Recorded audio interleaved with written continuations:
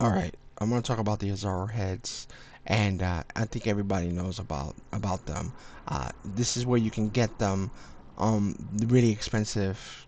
Most people like me, we're gonna go into the Sketchfab one, or you're gonna go into the ArtStation one. Uh, as you can see here, the light orbits around the the head, and you can just pause it. You can hit play and you can pause it, and then you can just move it around, right? You can also move the figure as well. You can move the head around as well. For the ArtStation one, the Sketchfab one is a little bit more accurate uh, representation of the Azaro head, and so let's talk about it. If you ever seen the instruction, I happened to get the instruction booklet for the Azaro head, and it explains that you're supposed to use it with a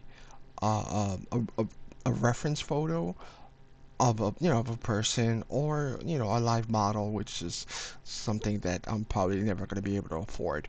Um, so, and in this case, you can use um the head here, and it has two sides, and one side is supposed to be was supposed to represent possibly someone younger, or someone who has a smoother face, right? And then the other side is either a skinnier person or even older person type of face.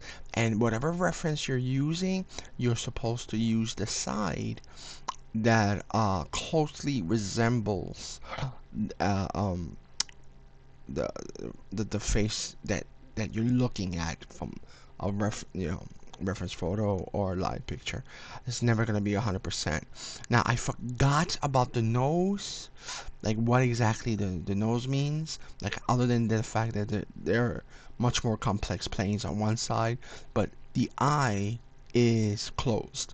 This eye here on the smooth side is closed, and this one is open. And yeah, that's it. That's that's all I want to tell you. Anyway, take care.